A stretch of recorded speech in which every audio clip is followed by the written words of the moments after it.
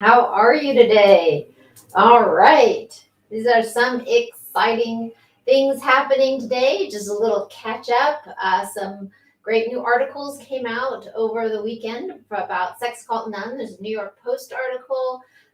There's a Washington Post article. There is a Telegraph UK article that came out. Mick Brown did a great job with that. So there's a lot of really interesting and cool articles and media, and these are some of these are from interviews that I did with these different reporters who have written the articles. So gives you some more insight into things that are going on, and of course, if you have been following me, hey Alex, hey Jazzies, then you already know some about what I teach. So today I thought I would talk a little bit about something I haven't discussed before, and that is about what about violations of our awareness. Now, this is something I've had in the back of my mind, but the idea isn't fully crystallized yet. So sometimes talking about it helps to crystallize the concept a little bit better, right? And that is, what is it? So here we have, right, the violations of the body, right? Which I talk about, they're physical things. Maybe somebody touches you, or they grab your butt, or it's murder or rape or things like that, right? Those are physical violations. What about violations of our mind? And how does that happen? Now, we can say the brain is part of the body, so a violation of the mind is really encapsulated in that ring. But it's not really something I've delved into or talked about that much. And the reason for that is that we have to create a distinction there. It's a little more vague there, right? There's a bit more wiggle room, right? If somebody actually physically grabs you, kidnaps you, ties you up, right? They touch your body in some way that you're like, you can't stop that violation. You see? What if someone is, but then we have situations where we might be subject to verbal abuse, right? Physical abuse, obviously, that's easy to spot, right? But what about verbal abuse or emotional abuse, using emotional manipulation against somebody? Now, those, like especially emotional manipulation, is kind of covered in the area of the deal, the ring, right? When we talk about using undue pressure. So that is kind of covered there.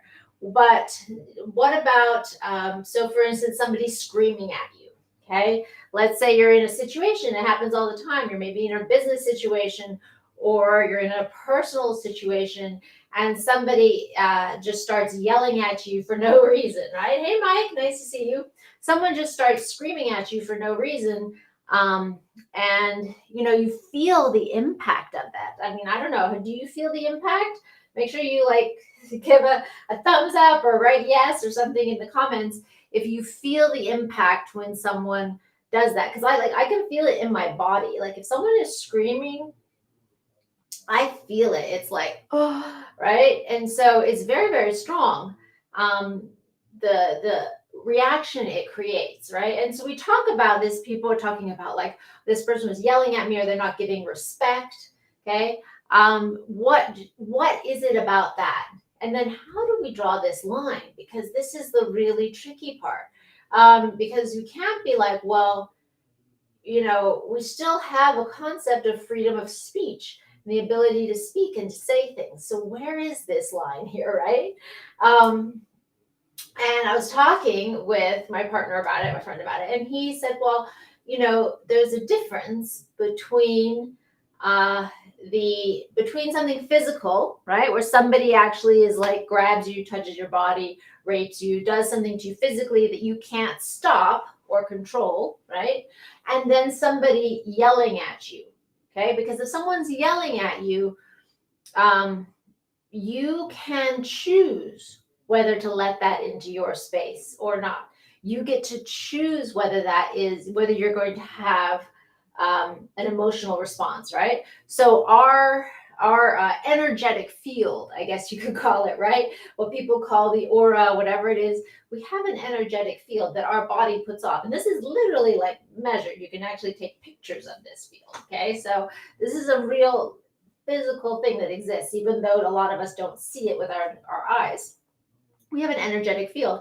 And to some extent, we can say, okay, I don't accept this, right? People can try to put a lot of negative stuff on you, but you don't have to take it in. You don't have to accept it. And this is where we talk about creating healthy boundaries, right? Because if you're just like, well, they yelled at me, so then I like went after them and bang, bang, bang, and that just degenerates into, chaos and really bad situations typically.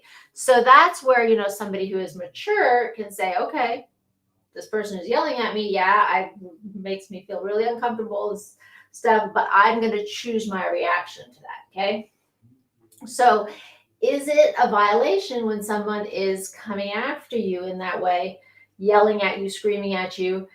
There's some ways where I would say yes, because, those are literally physical airwaves hitting you, hitting your body, hitting your emotional space. But it's different than a physical body violation in that you get to choose to say no and to stop it. Now, when is that not true? It's children, small children. So remember we talked about the importance of understanding power disparity and how power disparity comes into play with abuse and trauma. If you have a small child, they cannot filter that out. Okay, they cannot filter that out. They do not have the brain mechanisms to filter. So whatever you dump on them, it just automatically goes into their nervous system, into their brain chemistry, into the wiring of their body. So that is a situation where even if you're just yelling at them or, condemning them or, criticizing them harshly, whatever that is, it's just going straight into their system. They don't have the ability to say no or to say, hey, wait, this is not okay. This is not true, right? They don't have that rational reasoning capacity, which is why we have parents, because parents are supposed to act as the filter for the child when they do not have that ability to filter things out for themselves that are untrue or harmful. Parents are supposed to act as that filter. And sadly, oftentimes parents are the ones creating the issue or the abuse, right? But if we are understanding these principles correctly and living according to them, then we won't be doing that to our children. So that is the difference. And that's kind of we're digging a little bit more into the details and specifics. That's the difference I see when we're talking about emotional abuse or verbal abuse against somebody and why it's a bit different than a physical abuse. Now, I kind of knew it, but I wasn't sure where exactly to draw that line. Now, we can still talk about how certain things are violations if, so for instance, telling lies, okay? We don't have an exemption in the law even for telling lies about somebody else, right? We have a concept of free speech, but we're still not supposed to lie in our advertising to get people to buy things. We're still not supposed to lie about somebody else, which is slander or libel if it's in writing, right? And destroy their reputation. So if we lie when we're creating a deal, right, that's fraud. So we do not accept lying as a part of free speech in these situations, right? So that would be an example of a time. You might call it gaslighting, right? In emotional situations where people are lying to the other person and trying to say, hey, this is different than what you think it is, right? That's one way. That's a violation. It's a violation of at a different level though, right? Versus somebody just getting like really emotionally angry and screaming and yelling at you, and it maybe just has to do with them. Okay, it's their issue. It's not like they're lying or something. They're just venting emotion that they're maybe too immature to control. What do you do with that? How do you decide to say, hey, that's not in my space, I'm going to push that out, right? That's the mature reaction. And understanding that you get to control your space, that you don't have to take on their emotion, you don't have to take on whatever negative stuff it is that they're trying to throw on you. You get to say no to that, right? And I find, like, just personal experience here, okay, that when I can do that, especially in my personal relationships when I can do that and say, hey, no, I'm not taking that on. Thank you. That's yours. It moves us past and out of that interaction much more quickly than if I do take it on and then I start shoving that back out to the other person. Then that just escalates the situation, right? Because energy is a flow, it's a constant flow, and it accelerates. So if you're pushing out this negative energy onto somebody and you take it in and you push it back, right, that just accelerates that energetic flow. But if you say, hey, it stops here, not taking that on, deflect it, let it bounce off, go somewhere else, bounce back to the person, say, hey, dude, this is not my deal, this is your deal, right? Then you get to move past that issue a lot quicker, and you're not accelerating the speed and the velocity and the intensity of that negative energy. So that's, I guess, where I would come down on that, because then this was something I was really, I was concerned that I feel like I didn't address it adequately when I talked about the framework before, because I was mostly just talking about physical violations, but emotional violations are something that most of us deal with actually a lot more often. Emotional violations, the violation of somebody screaming or yelling at you, or even just like on the street or in your car, right? Like this happens. So how do we choose to react to that? And like I said, when I'm talking, see, because we have to have a balance for people to be able to have a concept of free speech, right? That we can each express our opinions and the other person doesn't have to agree with them, but there are parameters around that free speech, right? And of course, I think that, screaming and yelling at somebody and that kind of thing, that is an emotional violation. That is emotional abuse. But at least for most of us, we are mature adults and we have the capacity to refuse to accept that into our space. And that's part of doing our own inner work and growing up, is that ability to do that. Now, completely different if somebody is lying about you, if somebody is trying to destroy your reputation, your job, trolling you, whatever that is, right? Totally different game. And those are each violating. When someone is doing one of those things, it's actually violating a violation of a different level on this, which we've discussed about. So it's all there. It's all in the concept, right? But that is, hopefully that's helpful to you guys. I mean, that was just something I wanted to work through in my mind, because I feel like so many women and men end up being subjected to this kind of emotional abuse. And so we want to kind of clarify, what is that? What are the parameters around that?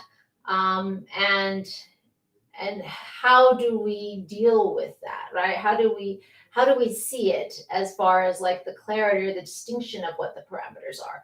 So anytime somebody is using lies or undue pressure or these kinds of things, those actually fall into the field of the violation of one of those elements of the deal, right? Because the deal deals with all of our interpersonal reactions and interactions with each other. Now, if somebody is just basically blowing off steam and screaming about something, and it has, you understand, it's like got nothing to do with you, right? Or maybe like your boss is yelling at you for something you did wrong or a mistake you made, right? Maybe what they're saying is true, but the way that they're doing it is just, completely out of proportion, and it feels like an attack. Like our body, literally, like my body, something like that happens, my body, like the hormones jump, and my heart starts racing, and it's, the adrenaline is pumping, and it's an attack. And I'll have to go and like calm down myself afterwards and do different practices to like soothe it, and to get those like harsh stress chemicals out of my body. So you really do feel that. So I'm not taking away from that, but at the same point,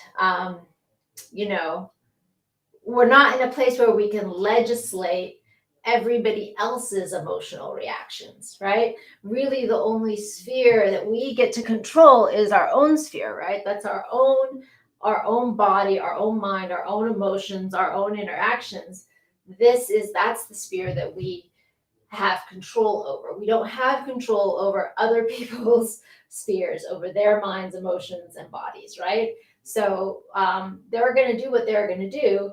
And if it's not like specifically violating one of these things, like stealing, lying about us, other types of stuff, which is a clear, that's a violation, then sometimes we just have to let them be who they are, right? Let them be at the level of development that they're in, and say, hey, okay, look, that person is having maybe an emotional reaction, negative emotional reaction that I don't agree with. It's out of proportion. Really, it probably has very little to do with me, actually. It's their thing that they're doing. They're being triggered by something.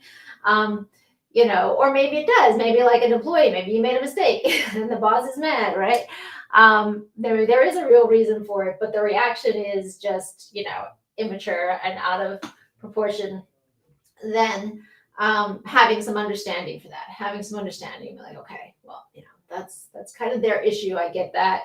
I get to decide what comes into my space. And it's really useful. This is something that I've done. Hey, Todd, nice to see you. Todd says, loving the book, half done. Yay, good. Woo, awesome, Todd. He's reading my new book, Sex Called None. Now I forgot where I was. You guys got to remind me where I was.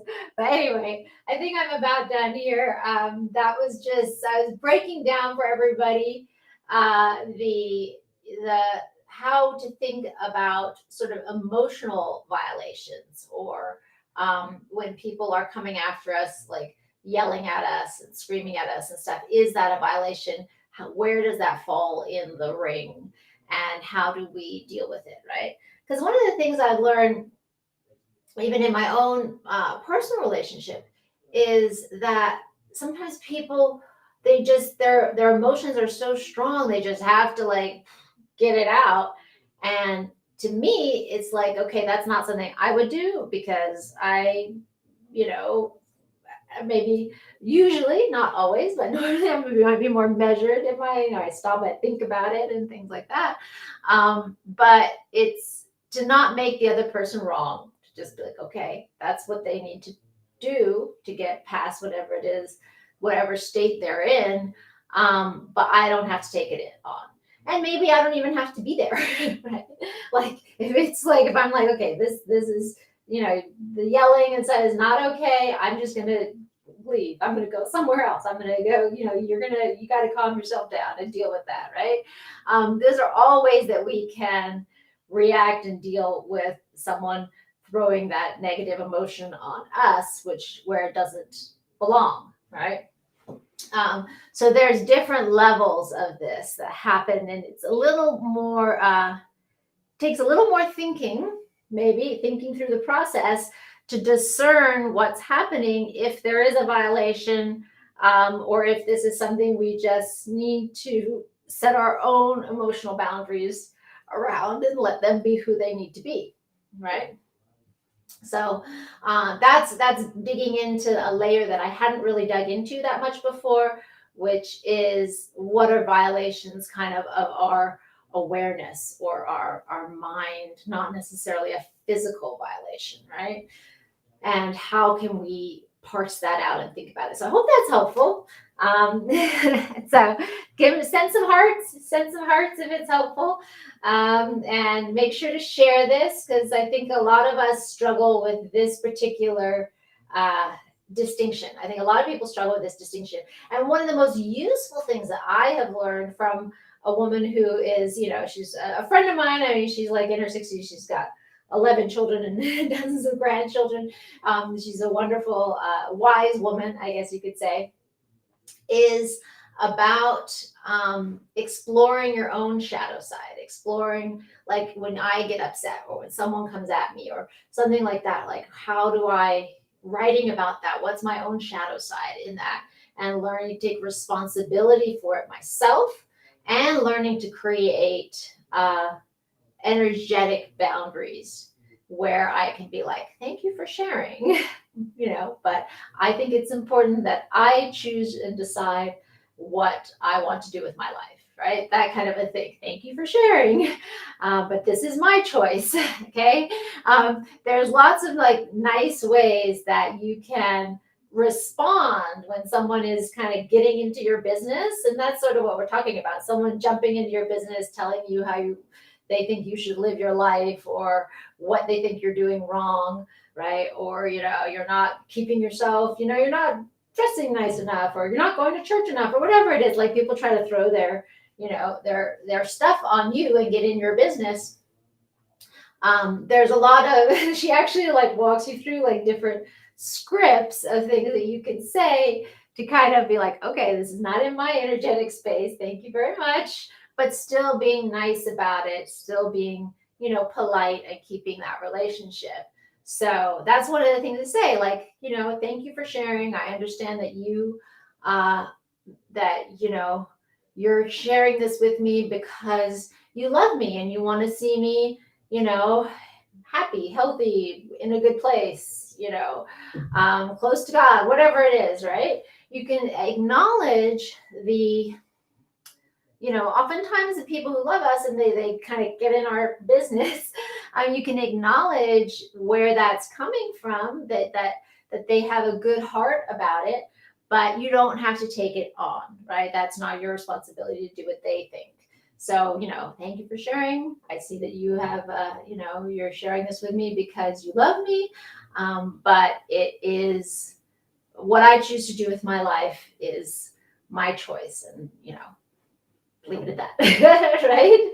And it is very hard for people after that to come back at you and keep that going. And if they do, say it again. Right? And that way you're drawing that very clear boundary. You're not making them wrong, which is really important. You're not making them wrong. You're not saying, you're in my business, you're being judgmental, whatever, right? Which I've done. I think we've all done it, right? So, but when I'm doing that, when I'm throwing that on them, and accusing them of something and what they're doing, then I'm getting into their business, which is exactly what we don't want to be doing, right? Because if I'm in their business, then I've basically given them permission to get in my business. See? So just putting that up nicely, kindly, and dropping it there and letting it be. And, because they're working through their own stuff. So let them do what they need to do, but it doesn't have to be in my space. So, anyway, that's what I wanted to talk about today. I hope you guys have a fantastic day. And please go and Google some of the stuff that's coming out. There's some really good articles that just came out. Like I said, Telegraph UK, Mick Brown wrote a great article. And the New York Post and the Washington Post have done some great articles on the book. And they interviewed me too. So you'll get to see some other perspectives. And that's a lot of fun.